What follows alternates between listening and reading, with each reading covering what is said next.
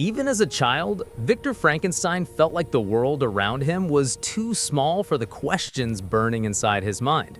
While other children ran through the gardens of Geneva, laughing at butterflies and chasing sunlight across the grass, Victor stared at the sky, wondering what force painted the clouds and commanded the storms. One night, a bolt of lightning split an ancient oak in half, right in front of him. The explosion of light and the raw, wild power of nature carved itself into his heart. Most children would have been frightened. Victor wasn't. He felt something awaken inside him, an idea, a hunger, a whisper of a possibility so forbidden that even he didn't fully understand it yet. But he knew one thing. He wanted to learn the secrets that hid behind the curtain of life itself. Victor's parents adored him, his younger brothers idolized him, and his childhood friend Elizabeth saw him as the brightest soul she had ever known. But even in a house full of warmth and affection, Victor felt a quiet distance growing between him and the rest of the world.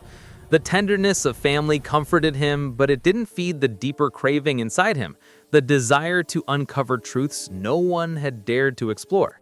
He read everything he could find: alchemy, anatomy, ancient texts about immortality, modern theories about electricity and life. Each book added fuel to a fire that was already blazing. Victor wasn't content with understanding the world. He wanted to change it. He wanted to challenge death itself. When Victor finally left for the University of Ingolstadt, his family believed he was going to become a respectable scientist or scholar. But the moment he arrived, surrounded by towering halls, cold laboratories, and shelves overflowing with knowledge, something darker began to form inside him. For the first time, he felt free. Free from polite expectations, free from gentle eyes watching his every move. Alone in this unfamiliar city, Victor's curiosity hardened into obsession. His professors recognized his brilliance immediately, but they also sensed his dangerous ambition. Victor devoured lessons about chemistry, biology, human anatomy, decay, and regeneration. Every lecture took him closer to a single unthinkable question. What if life could be created from nothing? In the quiet hours of the night, when the university corridors were dark and silent, Victor slipped into laboratories to study bodies no one else dared examine. He watched the strange beauty of life fading from dead flesh, and the more he learned, the more convinced he became that nature wasn't sacred. It was simply a system waiting to be mastered. He imagined a new race of beings, designed by him, powerful and magnificent, a species that would worship him as their creator. The dream twisted into something monstrous, but Victor didn't see the danger. He only saw glory. He began sketching bodies, organs, limbs, building a design for a creature that was both terrifying and magnificent. Every idea, every thought, every heartbeat brought him closer to a line no human was meant to cross. Once Victor committed to his vision, there was no turning back. Night after night, he wandered through graveyards with a lantern in hand, picking through fresh soil and cold graves for bones that could support his dream. He visited charnel houses, where bodies decomposed slowly in the dark. He slipped into hospitals, where death walked the hallways in silence.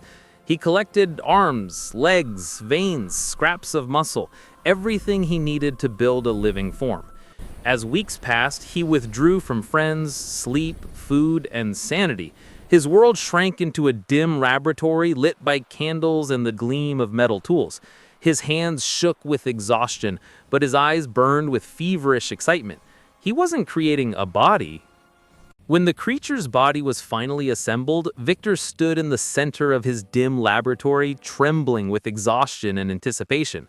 Rain lashed against the windows, thunder growled above the city, and lightning clawed at the sky, as if answering his unspoken plea. He had woven tendons into bones, stitched flesh into shape, and crafted a frame that was meant to resemble a man, but stood larger, stronger, more imposing. For months, he had prepared electrical equipment, wires, coils, and instruments that pulsed with stolen sparks. Victor believed he was on the brink of rewriting the laws of nature, and as he connected the final cable, he felt like the entire universe was holding its breath.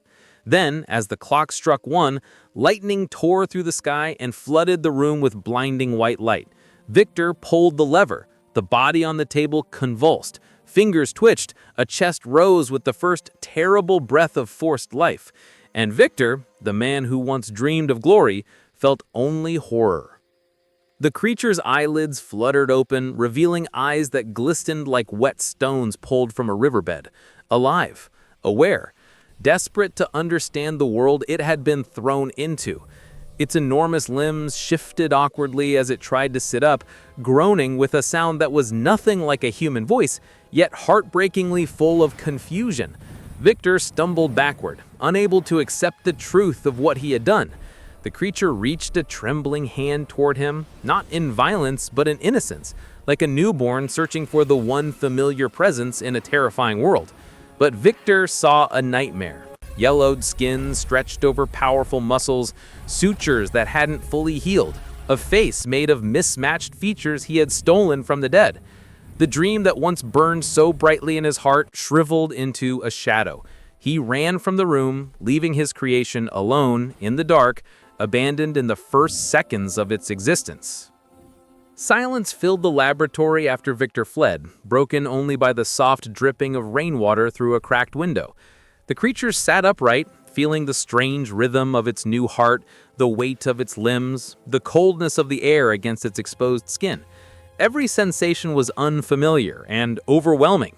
It tried to stand and collapsed, then tried again until it managed to take shaky, unsteady steps.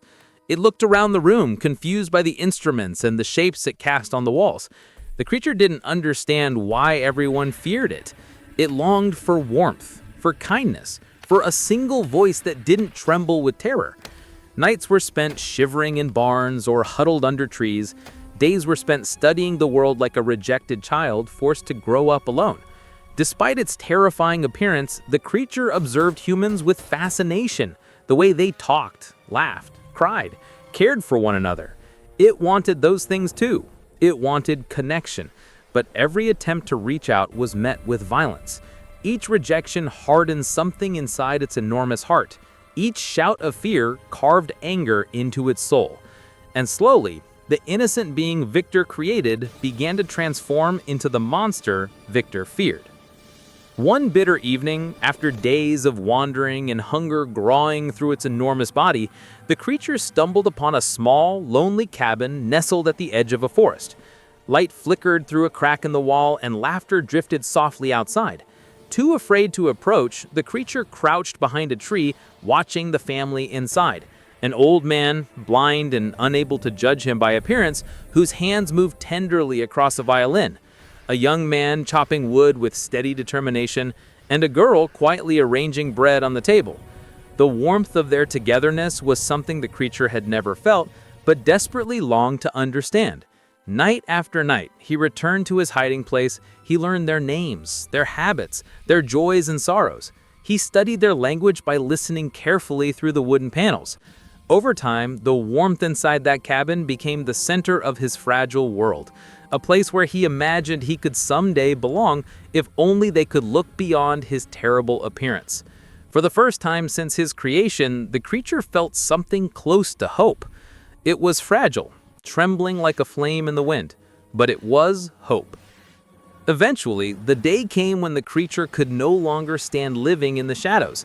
He waited until the young man and girl left the cabin, then gathered the courage he had been building for months and stepped inside. The old man sensed a presence and spoke kindly, assuming a weary traveler had come seeking shelter. Trembling, voice unsteady, the creature tried to introduce himself, explaining his loneliness, his yearning for companionship, his desire to be understood. And for a brief moment, the old man listened without judgment.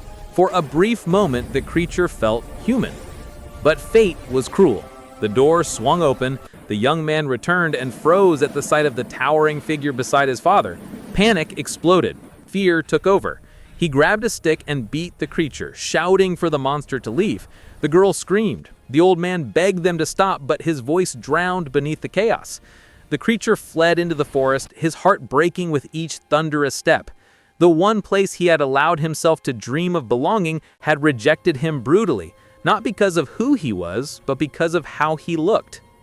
Something inside the creature shattered that day in the cabin. The gentle, hopeful part of him that believed humans could accept him cracked under the weight of rejection. Rage simmered where innocence once lived. He wandered through the forest in a storm of grief, tearing branches from trees, pounding his fists against the earth, his cries echoing like thunder. He cursed Victor, his creator, his father, the architect of his misery. "Why did you make me?" he screamed to the empty sky. "Why give me life but not love?" The world offered no answer. Only the cold wind responded, hissing through the branches. Slowly, painfully, the creature realized the truth, that if he would never be treated like a man, then he would become the monster they believed he to be. Desperation twisted into a terrible clarity. He would confront Victor, he would demand justice, and if Victor denied him again, he